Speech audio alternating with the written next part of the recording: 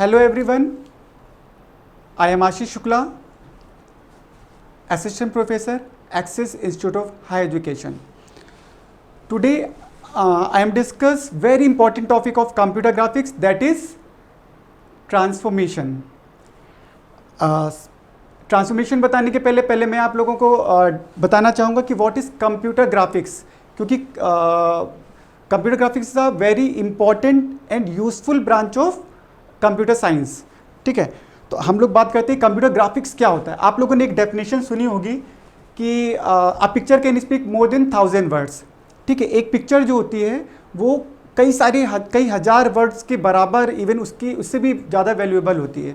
हम लोग एक पिक्चर्स के थ्रू किसी भी सीन को, किसी भी टॉपिक को डिस्क्राइब कर सकते हैं आसानी से, जबकि उसी को अगर हम लोग को अगर वर्ड्स के फॉर्म में उसको बताना पड़े तो शायद ज़्यादा समय लगेगा और शायद उतने अच्छे से हम लोग समझा भी ना पाएँ।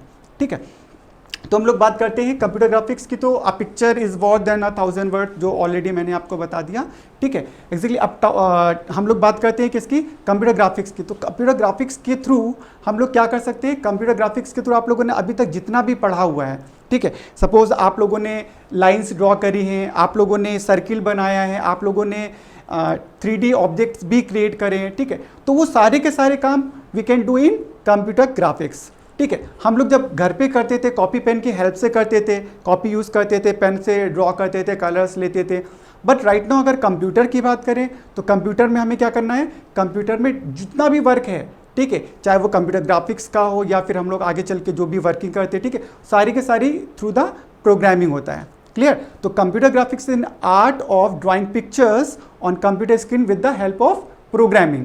क्लियर? हम लोग प्रोग्रामिंग के थ्रू जो भी ड्रॉ करना है वो सारे के सारे स्ट्रक्चर, सारे के सारे आप कह सकते हैं ऑब्जेक्ट, ठीक है, वो सारे के सारे डिज़ाइन, वो सब के सब हम लोग जो भी है कंप्यूटर ग्राफिक्स के थ्रू हम लोग ड्रॉ कर सकते हैं। ठीक है, और हमें कहीं ना कहीं उसके लिए प्रोग्रामिंग आनी चाहिए। क्लियर? तो आप लोग समझ गए कि कंप्यूटर ग्राफिक्स में बेसिकली, कंप्यूटर ग्राफिक्स में हम लोग क्या करते हैं, इसका नाम ही है कंप्यूटर और ग्राफिक्स। कंप्यूटर में हम लोग ग्राफ का यूज़ करके फाइनली ग्राफिक्स के फॉर्म में जो भी क्रिएट करते हैं वो सब पूरा कंप्यूटर ग्राफिक्स में होता है। ठीक है, आगे बढ़ते हैं हम लोग। अब बात करते हैं ट्रांसफॉर्मेशन। हम लोग यहाँ पे ट्रांसफॉर्मेशन वैसे 2 टाइप्स का होता है, 2D 3D। ठीक है, 2D मतलब 2 डायमेंशनल ट्रांसफॉर्मेशन, 3D मतलब 3 डायमेंशनल। अगर हम लोग केवल ट्रांसफॉर्मेशन की बात करें कि 2D और 3D में क्या डिफरेंस है, तो आपको भी पता है 2 डायमेंशनल का मतलब होता है कि जिसमें एक्स और वाई 2 ही कोऑर्डिनेट हैं। ठीक है, लेंथ और ब्रेथ। बट अगर हम लोग डेप्थ की भी बात कर लेते हैं तो वो 3D हो जाता है। ठीक है, तो यहाँ पे अगर हमें 2D ट्रांसफॉर्मेशन आता है तो 3D के लिए हमें ऐसा कोई भी इशू नहीं है कि हमें उसके लिए सोचना पड़ेगा कि 3D कैसे होगा, कोई अलग टॉपिक है, कुछ अलग कॉन्सेप्ट होगा, ऐसा कुछ भी नहीं है। सारा का सारा कॉन्सेप्ट वो एक ही है जो कि हम लोग 2D में पढ़ेंगे। ठीक है, तो हम लोग बात करते हैं ट्रांसफॉर्मेशन की। तो ट्रांसफॉर्मेशन की अगर डेफिनेशन की बात करें कि ट्रांसफॉर्मेशन एक्चुअली क्या है, इसका कैसे करेंगे। ठीक है, तो ट्रांसफॉर्मेशन एक वर्ड है, ट्रांसफॉर्म। ठीक है, ट्रांसफॉर्म से मिलकर बना हुआ क्या, ट्रांसफॉर्मेशन। ठीक है, ट्रांसफॉर्म का मतलब क्या होता है, बदलाव, चेंजेस। तो जो भी आपको चेंजेस लाने होते हैं किसी भी ऑब्जेक्ट में जो आप लोगों ने कंप्यूटर ग्राफिक्स में ड्रॉ किया, ठीक है, जो भी स्ट्रक्चर ड्रॉ किया, जो भी आपने शेप बनाया, ठीक है, उनमें जो भी चेंजेस लाने, बदलाव लाने के हम लोग एक जगह से उठा के दूसरी जगह रख रहे हैं, ठीक है, उनके एंगल को चेंज कर रहे हैं, ठीक है, उसका शेप चेंज कर रहे हैं, साइज चेंज कर रहे हैं, ये सभी इसी को बोलते हैं हम लोग क्या, ट्रांसफॉर्मेशन। ठीक है, तो ट्रांसफॉर्मेशन की बुक की डेफिनेशन है, transformation is the process by which we can change the shape, position and direction of any object with respect to any coordinate system और background. Clear? By scaling, rotation, shearing, translation etcetera. ठीक है, बहुत सारे क्या हम लोगों ने basic, हम लोग 5 तरह के ट्रांसफॉर्मेशन पढ़ने वाले हैं। ठीक है, तो हम लोग बात करते हैं, हम लोगों को बताया गया, हम लोगों ने जो डिस्कस किया कि किसी एनी कोऑर्डिनेट सिस्टम की अगर बात करते हैं जो हम लोगों ने बचपन से पढ़ा हुआ है, एक्स एक्सिस, वाई एक्सिस। हमने सपोज किया ये एक कोई ऑब्जेक्ट है, ठीक है, इसके कोऑर्डिनेट हमने कोई एक ले लिया P X comma Y. Clear? हमने कहा इसको हमें इस पर्टिकुलर लोकेशन से हटा के दूसरी जगह इसको रखना है। हमने इसको कह दिया, इसको पॉइंट कह दिया Q X dash comma Y dash. Clear? तो अभी ये ऑब्जेक्ट यहाँ पर था, अब ये ऑब्जेक्ट हमने यहाँ पे इस पर्टिकुलर डिस्टेंस पे यहाँ पे रख दिया है। क्लियर? तो ये क्या है, दिस इज ट्रांसफॉर्मेशन। हम लोग क्या करें, इसको यहाँ से उठा के इधर रख रहे हैं, या सपोज हमें अगर इसका शेप चेंज करना हो, क्लियर।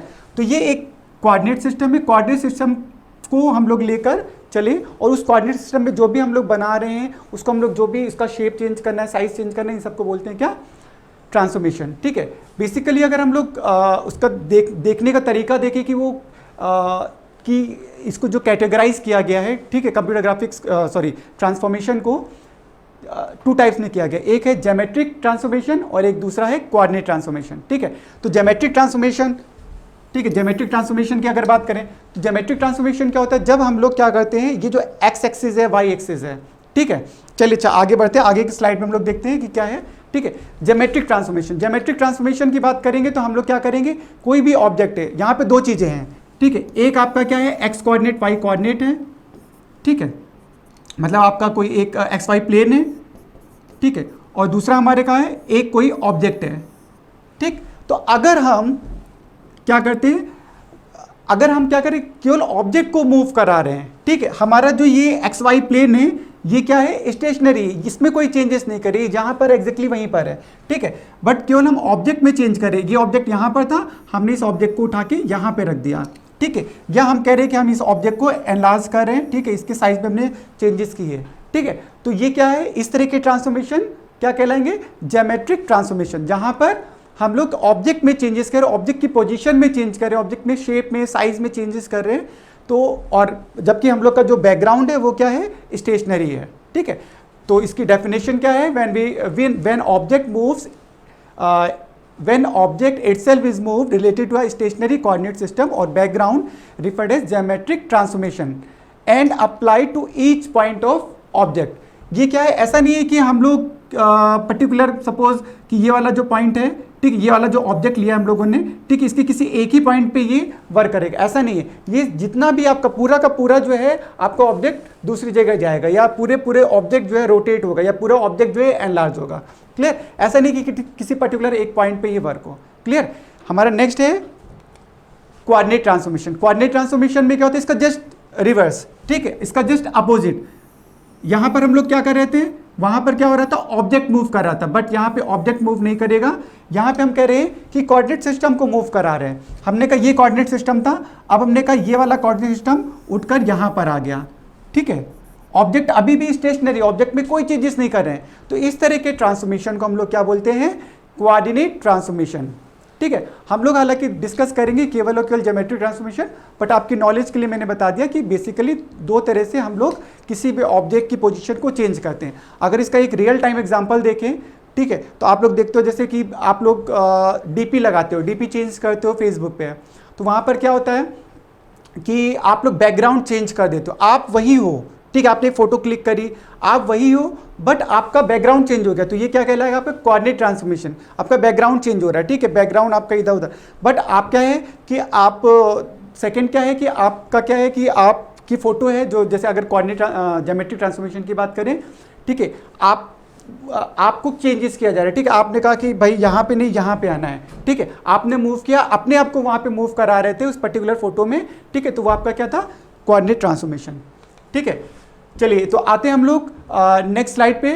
तो नेक्स्ट स्लाइड में क्या है, बेसिकली हम लोगों ने 5 तरह के ट्रांसफॉर्मेशन देखने हैं, ठीक है, 3 बेसिक होते हैं। पहला होता है आपका ट्रांसलेशन, सेकंड आपका होता है रोटेशन, थर्ड होता है आपका स्केलिंग, ठीक है, और 2 और होते हैं जो कॉम्प्लीमेंट्री, हम लोग उनको मेन तो नहीं कहते बट फिर भी उनकी भी रिक्वायरमेंट होती है। वो हमारा है, एक होता है reflection and the next one is sharing. ठीक है, तो हम लोग 1 बाय 1 देखते हैं कि एक्चुअली इनका क्या मतलब होता है। ट्रांसलेशन, ये अभी हम लोग केवल एक शॉर्ट में एक इंट्रोडक्शन देख रहे हैं कि इनका क्या क्या मीनिंग है, बाकी हम लोग आगे की स्लाइड्स में हम लोग देखेंगे, एक एक पे हम लोग डिस्कस करेंगे कि एक पर्टिकुलर जैसे ट्रांसलेशन है या रोटेशन है, ठीक है, ये कैसे वर्क करते हैं, इनकी मैट्रिसेस क्या होती हैं, उनके न्यूमेरिकल क्या होते हैं, वो हम लोग एक एक लेक्चर में डिस्कस करेंगे। तो आज हम लोग डिस्कस करते हैं ट्रांसलेशन। ट्रांसलेशन को हम लोग इस तरह से समझ सकते हैं, सपोज एक पार्टी है, ठीक है, पार्टी में सपोज एक चेयर रखी हुई है, ठीक है, आप कह रहे हो कि चेयर यहाँ पर नहीं यहाँ पे रख दो, ठीक है, आपने चेयर उठा के यहाँ पे एक पर्टिकुलर डिस्टेंस पे हमने रख दी, तो ये क्या कहलाएगा आपका ट्रांसलेशन। जब हम किसी एक ऑब्जेक्ट को किसी दूसरी जगह पे रख रहे हैं, इसको क्या बोल देंगे, ट्रांसलेशन। वही अगर रोटेशन की बात करें तो सपोज ये आपका जो भी ऑब्जेक्ट था, आपने कहा कि इसको मूव करा के थोड़ा सा इधर रख दो, इसका जो जैसे होता है ना, आपने चेयर को मूव करा लिया, तो आपने चेयर को मूव कराया और उसका जो वो वे है वो आपने चेंज कर दिया, ठीक है, वो अभी ऐसे था तो ऐसे हो गया, तो ये आपने कहीं कहीं एंगल चेंज किया, क्लियर, तो ये आपका हो गया रोटेशन। थर्ड आपकी बात करते हैं स्केलिंग। स्केलिंग का मतलब क्या हुआ कि जैसे कोई एक ऑब्जेक्ट है, ठीक है, हम इसको स्केल करना, इसको इंक्रीज या डिक्रीज करना चाह रहे हैं, ठीक है, तो हमने क्या किया इसको, ठीक है, हमने इसको क्या किया कि इंक्रीज या डिक्रीज करना है, उसको हमने इंक्रीज या डिक्रीज कर दिया, क्लियर।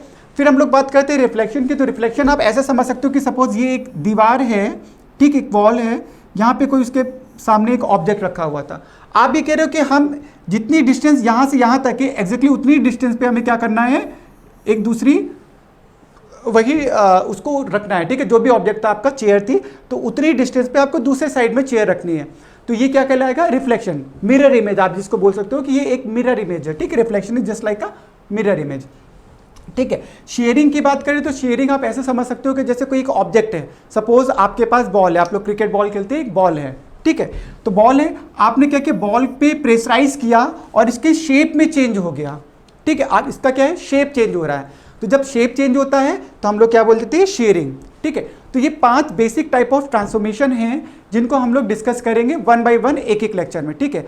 आज हम लोग डिस्कस करने वाले हैं ट्रांसलेशन, ठीक है। तो देखते हैं व्हाट इज ट्रांसलेशन। ट्रांसलेशन की डेफिनेशन मैंने आप लोगों को बताई दी है, ठीक है, कि translation is a process of changing the position of an object, ठीक है, हम लोग किसी ऑब्जेक्ट का जो उसकी पोजीशन है एक जगह से दूसरी जगह रखते हैं, तो इसी को बोलते हैं क्या, ट्रांसलेशन, क्लियर। अच्छा, ये एक रिजिड बॉडी ट्रांसलेशन होता है, ठीक है, इसको ऐसा नहीं है कि ये इसके शेप में भी चेंज हो जाएगा, साइज में चेंज हो जाएगा। हम लोग उस पर्टिकुलर ऑब्जेक्ट की बात करें, जब हम ऑब्जेक्ट को एक जगह से दूसरी जगह रखेंगे, ठीक है, तो उसके शेप और साइज की बात नहीं करेंगे, केवल हम बात करेंगे कि इसकी पोजीशन की, उसके शेप और साइज में कोई चेंजेस नहीं होंगे, क्योंकि हम पर्टिकुलर ऑब्जेक्ट की बात करें, एक रिजिड बॉडी, एक ठोस वस्तु की बात कर रहे हैं, क्लियर। एंड थर्ड कि यहाँ पे जो भी चेंजेस होंगे उस पर्टिकुलर ऑब्जेक्ट पे पूरी तरह से इक्वली ट्रांसलेशन होगा। ऐसा नहीं है कि हम सपोज ये, ठीक है, रिमोट है, रिमोट को हमने इधर से उठा के इधर रख दिया, ठीक है, तो ये वाला पार्ट इसका इंक्रीज हो गया, ये वाला पार्ट डिक्रीज हो गया, या हमने केवल इतना ही पार्ट रखा, इतना पार्ट नहीं रखा, ऐसा नहीं है, इस पूरे को हमें उठा के रखना पड़ेगा, ठीक है। तो वही लिखा हुआ है, अ translation is a process of changing the position of an object, ठीक है, एक ऑब्जेक्ट की पोजीशन को चेंज करने को ही हम लोग बोलते हैं क्या, ट्रांसफॉर्मेशन।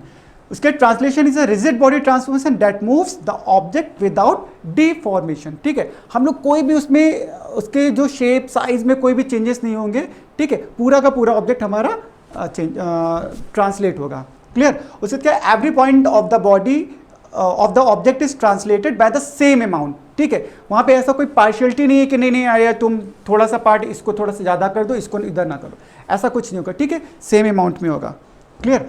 अब अगर हम इसको डिस्कस करें,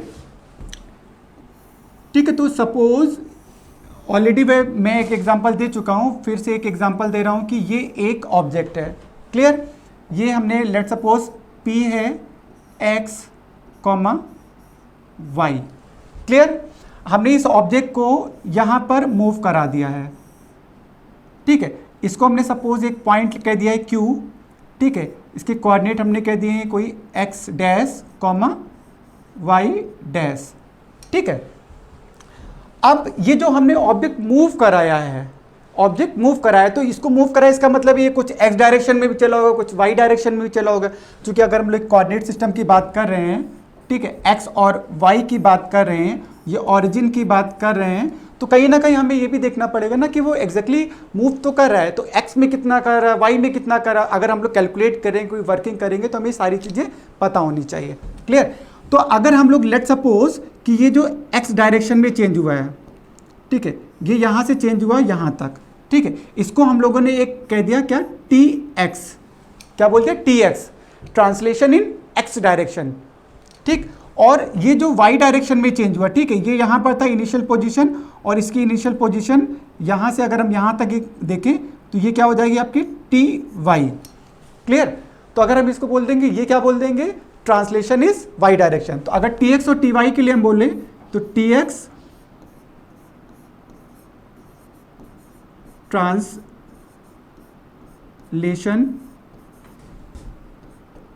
इन x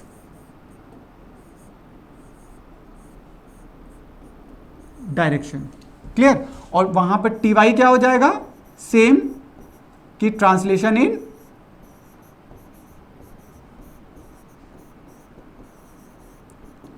Y direction, Y direction. Clear? हम लोग इनको ट्रांसलेशन कॉफिशिएंट भी बोलते हैं, ठीक है, कि ट्रांसलेशन कॉफिशिएंट के नाम से भी जानते हैं, टी एक्स और टी वाई को।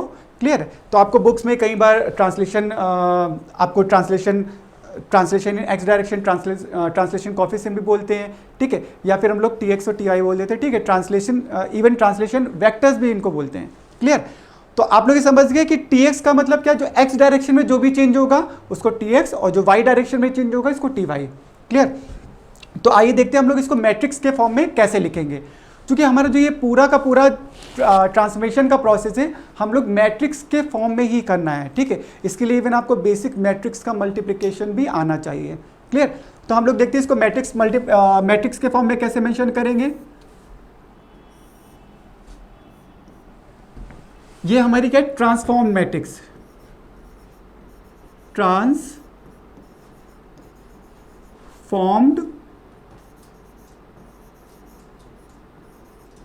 मैट्रिक्स। हम लोग इसको ट्रांसफॉर्म्ड ऑब्जेक्ट मैट्रिक्स भी बोल सकते हैं, ठीक है, ट्रांसफॉर्म्ड मैट्रिक्स। ये हमारी क्या है? ओरिजिनल ऑब्जेक्ट मैट्रिक्स, ठीक है। अब यहां पर हम लोग क्या करेंगे, हम लोगों को जो भी जिस तरह का भी ट्रांसफॉर्मेशन करना है, ठीक है, तो वो वाली मैट्रिक्स यहां पर लिखेंगे, ठीक है। तो यहां पर क्या लिखें? Translation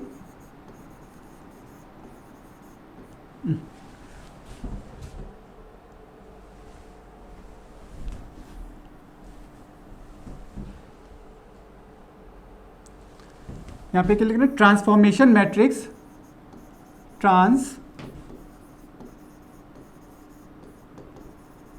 transformation matrix for translation.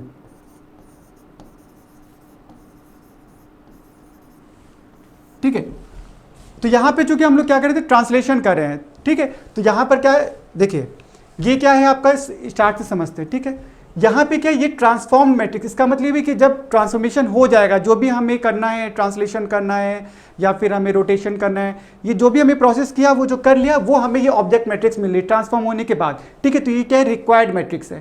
Clear? तो रिक्वायर्ड मैट्रिक्स मिलेगी कैसे? हमें एक ओरिजिनल ऑब्जेक्ट मैट्रिक्स मिलेगी। हमें क्या होगा? एक ऑब्जेक्ट दिया जाएगा, ठीक, उसके जो कोऑर्डिनेट्स होंगे वो हम लोग यहाँ पर लिखेंगे ओरिजिनल ऑब्जेक्ट मैट्रिक्स में। क्लियर? और उसको मल्टीप्लाई किससे करेंगे?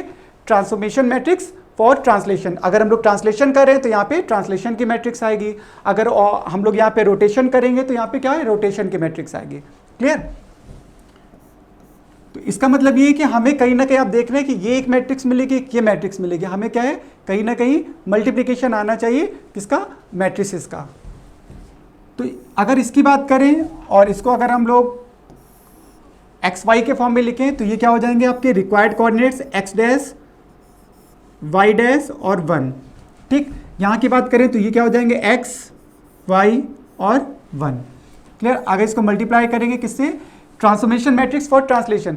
ये हमें जितनी भी तरह की ट्रांसफॉर्मेशन पढ़ेंगे, हमें क्या है? उनकी मैट्रिसेस याद रखनी पड़ेगी। We have to learn each and every transformation matrices, ठीक है। तो यहां पर क्या हो जाएगा? जैसे ये हो जाएगी आपकी आइडेंटिटी मैट्रिक्स, आप सभी को पता होगी, 1 0 0 0 1 0 और, ठीक है। यहां पे आपका क्या आ जाएगा? टी एक्स, और यहां पे क्या आ जाएगा? T Y. ये आपकी पूरी की पूरी जो आइडेंटिटी मैट्रिक्स थी, हम लोगों ने केवल लास्ट रो में हम लोगों ने क्या कर दिया है? टी एक्स और टी वाई लिख दिया है। क्लियर? जहां पे टी एक्स आपको पहले बता दिया कि T X is a translation coefficient in X direction, T Y is the translation coefficient in Y direction. Clear? तो ये आपको अगर ये सारी चीज़ें तो आराम से समझ में आई गई, ठीक है। अब अगर बात करते हैं हम लोग को, सर इनको करेंगे क्या, इसका यूज़ क्या है, इसको कैसे इंप्लीमेंट करेंगे, इसकी वर्किंग क्या है? तो इसकी वर्किंग यही कि हमें क्या है? एक ऑब्जेक्ट दिया जाएगा, हम लोग को बोला जाएगा, क्वेश्चन जो आएगा कि translate a particular object into unit in x direction and 2 unit in y direction. Suppose इस तरह से कोई क्वेश्चन मिला, तो वहाँ पे क्या है, हमें एक ऑब्जेक्ट मैट्रिक्स होगी, ठीक है, और ये तो मैट्रिक्स ऑलरेडी हमें पता ही है, तो जो ऑब्जेक्ट मैट्रिक्स होंगे उनके कोऑर्डिनेट्स लिख के इनको मल्टीप्लाई करेंगे और आंसर निकालेंगे, वही हमारी रिक्वायर्ड मैट्रिक्स हो जाएगी। क्लियर? तो हम लोग इसको समझने के लिए एक न्यूमेरिकल के थ्रू समझते हैं, ठीक है। ये एक न्यूमेरिकल मैंने लिखा हुआ है, translate I square ABCD with coordinate A, उसके 4 कोऑर्डिनेट दिए गए, ठीक है, A 0,0, B 5,0, C 5,5, D 0,5, ठीक है। उसको हम लोगों ने कहा कि ट्रांसलेट करना कितना, 2 unit in x direction and 3 unit in y direction, ठीक है। तो ये हम लोग ट्रांसलेट करेंगे। उसके बाद क्वेश्चन क्या है, हमें करना क्या है एग्जैक्टली, फिर आंसर क्या चाहिए, find out the transformation matrix. फिर हमें क्या ट्रांसफॉर्मेशन मैट्रिक्स है जो हमें रिक्वायर्ड मैट्रिक्स मिलेगी आफ्टर मल्टीप्लिकेशन। क्लियर? अच्छा, कई बार ये क्वेश्चन ये लोग जो है इस तरह से ना देके यहाँ पे ये भी बोल देते हैं कि find out the transformed coordinates of original object, ठीक है। तो जो ऑब्जेक्ट है उसके जो नए कोऑर्डिनेट्स आ गए वो आपको बताना होता है। तो अगर आपको मैट्रिक्स मिल गई है तो वहीं से आप कोऑर्डिनेट्स लिख कर देख कर लिख सकते हो, उसके लिए ऐसा कोई वर्किंग नहीं है, ठीक है। वो भी मैं बता देता हूँ, ठीक है। तो मैं इसका सॉल्यूशन करता हूँ, आपको बताता हूँ एग्जैक्टली इसको किस तरह से सॉल्व करना है। क्लियर? तो बात आती है ये क्या है कि स्क्वायर है, ठीक है। तो स्क्वायर के कोऑर्डिनेट्स है तो हम लोग इनको लिख लेते हैं x1 y1, x1 की वैल्यू कितनी है 0 और y1 की वैल्यू कितनी है 0, ठीक है। ये आपका यहाँ से x1 y1 मिलेंगे, यहाँ से x2 y2 मिलेंगे, यहाँ से x3 y3 और यहाँ से x4 y4, ठीक है। तो x1 y1 लिख लिया हमने, उसके बाद हमने x2 की वैल्यू कितनी हो जाएगी 5, ठीक है, और y2 की वैल्यू कितनी हो जाएगी 0। अगर हम x3 की बात करेंगे तो x3 की वैल्यू कितनी लिखी है 5 और x4 की वैल्यू कितनी लिखी हुई है, सॉरी x3 की वैल्यू y3 की वैल्यू x3 की वैल्यू 5 और y3 की वैल्यू भी 5, ठीक है। उसके बाद x4 की बात करें तो ये कितना हो जाएगा 0 और y4 की बात करेंगे तो ये कितना हो जाएगा 5। क्लियर है?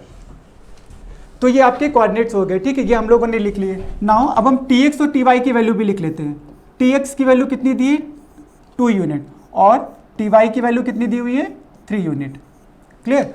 तो ये सारे के सारे जब हम कभी भी कोई क्वेश्चन सॉल्व करते हैं तो जो बेसिक इनपुट है वो हम लोग उसको लिख लेते हैं ताकि हमें आसान हो जो वैल्यू सब्स्टिट्यूट करने पे। क्लियर? अब हमें क्या करना है, अब हमें ट्रांसलेशन करना है। तो हम लोग वही बेसिक लैंग्वेज लिख देंगे, we know that the transformation matrix for translation is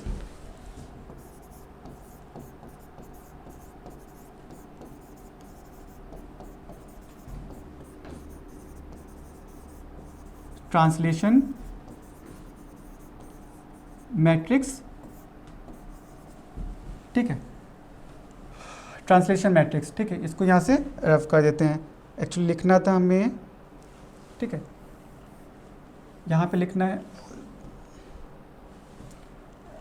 we know that the transformation matrix, transformation matrix for translation, हम लोग ट्रांसलेशन कर रहे हैं, ठीक है। तो हम लोगों को पता है क्या होती है, हम लोग लिखेंगे यहाँ पे क्या x dash y dash 1 equal to x y 1। Clear? Multiply by यहाँ पर क्या हमारी आ जाएगी, ये हो जाएगा 1 1 0 0 0 1 0 और ये क्या है आपकी tx, ये ty और ये 1, ठीक है, ये 1 लिखा हुआ। तो ये आपकी रिक्वायर्ड मैट्रिक्स है, ये आपके ऑब्जेक्ट मैट्रिक्स है जो आपको ये गिवन है और ये आपका क्या है ट्रांसलेशन मैट्रिक्स है। क्लियर? अब हम लोग यहाँ पे वैल्यूज पुट करते हैं, यहाँ पे ये x y1 लिखा है, यहाँ पे x1 y1 1, x2 y2 1, x3 y3 1, x4 y1 x4 y4 1 के फॉर्म में लिख देते हैं, ठीक है। तो यहाँ पे x1 और y1 की वैल्यू कितनी है 0 0, ठीक है, तो ये हो जाएगा आपका, सॉरी हाँ 0, ठीक है, y1 की वैल्यू कितनी 0 और यहाँ पर 1। क्लियर? x2 और y2 की बात करते हैं तो 5 और 0, तो यहाँ पे हम लोगों ने लिख दिया 5, ये लिख दिया 0 और इसको लिख दिया 1। x3 y3 की बात करते हैं तो यहाँ पे दोनों की वैल्यू कितनी है, x3 की वैल्यू 5 है और y3 की वैल्यू भी 5 है। क्लियर? एंड x4 और y4 की बात करें तो x4 की वैल्यू है 0 और y4 की वैल्यू है कितनी 5। क्लियर? और यहाँ पे 1। अब इसको मल्टीप्लाई हमें करना है किससे, ट्रांसलेशन मैट्रिक्स से। तो 1 0 0 0 1 0, और ये tx और ty की वैल्यू अगर हम देखेंगे तो हम लोगों ने यहाँ लिख दी थी tx की वैल्यू कितनी 2 गिवन है और ty की वैल्यू 3 गिवन है। तो यहाँ पे 2 लिख दिया tx की जगह और ty की जगह लिख दिया हमने 3 और यहाँ पे लिख दिया 1। क्लियर। अब हमें क्या करना है, इसको मल्टीप्लाई करना है। ठीक, ये दोनों मैट्रिक्स को मल्टीप्लाई करना है। मल्टीप्लाई आपको पता है कि कैसे करना होता है, ठीक है, हम उस पर नहीं जाएंगे। हम मानकर चल रहे हैं कि आपको मल्टीप्लिकेशन आता है, अगर नहीं आता है तो मैं आप लोगों को बाद में बता दूंगा। ठीक है, हम लोग रो का एक कॉलम में मल्टीप्लाई करते हैं। इस पर्टिकुलर रो का हम लोग क्या करेंगे, इस कॉलम में मल्टीप्लाई करेंगे। देन सेकेंड, फिर उसको यहाँ पर लिख देंगे। ठीक है, फिर हम इसी रो को सेकंड कॉलम से मल्टीप्लाई करेंगे, फिर वहाँ लिख देंगे। फिर इस सेम रो को हम लोग थर्ड कॉलम से मल्टीप्लाई करेंगे और यहाँ लिख देंगे। ठीक है, तो वही करना है। तो हम लोग ने क्या करें, 0 को 1 से मल्टीप्लाई किया, प्लस इस 0 को इस 0 से मल्टीप्लाई किया, प्लस इस 1 को इस 2 से मल्टीप्लाई किया। ठीक है, तो ये वैल्यू भी 0 हो जाएगी क्योंकि 0 से मल्टीप्लाई, ये वाली भी 0 हो जाएगी क्योंकि 0 से मल्टीप्लाई है, और ये वाली 1 को 2 से मल्टीप्लाई करेंगे तो 2। तो यहाँ पे फाइनली आ गया कितना, 2। क्लियर। अब हम इसी रो को इस कॉलम से मल्टीप्लाई करेंगे तो आप देखोगे ये 0 हो जाएगा, ये भी 0 हो जाएगा, और लास्ट वाली जो वैल्यू आएगी वो हमारी कितनी आ जाएगी, 3। ठीक है, तो हम लोग देंगे यहाँ पे 3। क्लियर। फिर इसी सेम को हम लास्ट से मल्टीप्लाई करेंगे तो यहाँ पे 1 आएगा। ठीक है, इसके लिए एक्चुअली बहुत ज़्यादा हमें लास्ट वाली जो यहाँ पे लास्ट वाला कॉलम है उसके लिए मल्टीप्लाई करने की जरूरत नहीं, वो अंडरस्टूड है कि वहाँ पे 1 ही आएगा। ठीक है, आप कैलकुलेट करोगे तब भी और नहीं करोगे तब भी। ठीक, फिर सेकंड रो की बात करते हैं। सेकंड रो को फिर से सेम प्रोसेस किया, हमने इस कॉलम से मल्टीप्लाई किया तो क्या हो जाएगा, ये 5 × 1 1 हो जाए, सॉरी 5 हो जाएगा, ये 0 हो जाएगा और ये 2 आ जाएगा। तो ये वैल्यू कितनी आ जाएगी, 5 + 2 7। ठीक, फिर सेम रो को सेकंड कॉलम से मल्टीप्लाई करेंगे तो यहाँ पर वैल्यू ये 0 आ जाएगा, ये भी 0 आ जाएगा, यहाँ पर कितना हो जाएगा, 3। क्लियर। उसके बाद फिर हम लोग थर्ड पे आ जाते हैं। ठीक है, यहाँ पे 1 लिख देते हैं। ठीक, फिर थर्ड रो पे आ जाते हैं। थर्ड रो की बात करेंगे तो यहाँ पे पहले वाले से मल्टीप्लाई करेंगे तो कितना आएगा, 5 + 2 7 आ जाएगा। ठीक है, फिर हम सेम को यहाँ से मल्टीप्लाई करेंगे। ठीक है, तो यहाँ पर ये वैल्यू 0 हो जाएगी, सेकेंड वैल्यू जो हमारी 5 × 1 5 आ जाएगा, और ये 1 × 3 कितना हो जाएगा, 3 हो जाएगा। 5 3 8 हो गया, और थर्ड ये आपका 1 आना ही है। ठीक है, फिर से हम लोग क्या करेंगे, लास्ट रो को मल्टीप्लाई करेंगे, फर्स्ट रो से, फिर सेकेंड रो, थर्ड से। तो इसको मल्टीप्लाई किया तो ये 0 × 1 0 हो गया, 5 × 0 0 हो गया, और ये 2 आ गया फाइनली। ठीक है, फिर सेम इसको यहाँ पे मल्टीप्लाई तो यहाँ पर क्या हो जाएगा, पहली वैल्यू 0 हो जाएगी, सेकेंड वैल्यू 5 हो जाएगी, और थर्ड वैल्यू 3 हो जाएगी। तो 5 3 8 हो गया। क्लियर। तो ये हमारा रिक्वायर्ड ट्रांसलेशन मैट्रिक्स आ गई है। ठीक है, इसी की हमें जरूरत थी। ठीक है, जो हमें क्वेश्चन पूछा गया था, find out the transformation matrix. ठीक है, तो ये ट्रांसफॉर्मेशन मैट्रिक्स है आफ्टर ट्रांसलेशन। क्लियर। अब अगर मैंने बताया था कि अगर इसी को इस जो क्वेश्चन आपसे पूछा जा रहा है वो इस तरह से पूछ ले कि find out the coordinates after transformation. ठीक है, तो कोऑर्डिनेट्स क्या हो जाएंगे, हमारे रिक्वायर्ड कोऑर्डिनेट्स क्या हो जाएंगे, हम लोग बोलेंगे a'। अगर हम लोगों ने इनको ABCD बोला था तो a' वाला क्या हो जाएगा कोऑर्डिनेट हमारा, ये a' ये था ना हमारा। ठीक है, ये A था, ये B था, ये C था, ये D था, तो a' ये वाला हो जाएगा 2, 3। ठीक है, अगर B' की बात करेंगे तो कितना हो जाएगा, 7, 3। C' की बात करेंगे तो हमारा कितना हो जाएगा, 7, 8। और अगर D' की बात करेंगे तो हमारा कितना आएगा, 2, 8। ठीक है, तो हम लोग इसको ऐसे भी समझ सकते हैं कि जो हम लोगों ने ट्रांसलेशन किया, ठीक है, ये हमारे x कोऑर्डिनेट था। ठीक है, ये हमारा x कोऑर्डिनेट था, हमने इसमें क्या किया, x कोऑर्डिनेट में कितना tx ऐड किया, तो हमें क्या मिल जाएगा, x'। ठीक है, और अगर y' चाहिए होगा तो y' कैसे मिलेगा हमें, जो हमारा y कोऑर्डिनेट था। ठीक है, y कोऑर्डिनेट में हमने कितना ऐड कर दिया, ty, translation in y direction. Clear. आप लोग यहाँ पर देखिए, तो जो हमारे इनिशियल कोऑर्डिनेट्स थे वो ये थे। ठीक है, 0, 0 हमने x में कितना यूनिट ट्रांसलेट किया था, x डायरेक्शन में 2 यूनिट और y डायरेक्शन में 3 यूनिट। तो आप देखिए एग्जैक्टली 0 + 2 2 हो गया, और 0 + 3 3 हो गया। ठीक है, सेम यहाँ पर 5 में हम लोग x कोऑर्डिनेट में 2 ऐड कर रहे थे, तो आप देखिए x कोऑर्डिनेट 5 में 2 ऐड किया तो 7 हो गया, यहाँ पे भी 5 में 2 ऐड किया तो 7 हो गया, यहाँ पे 0 में 2 ऐड किया तो 2 हो गया। ठीक, y जो कोऑर्डिनेट थे हम लोग यहाँ पर क्या 3 ऐड कर रहे थे, तो यहाँ पर 3 हो गया, यहाँ पर भी 3 हो गया, और 5 + 3 8 हो गया, और यहाँ पर 5 + 3 8 हो गया। क्लियर।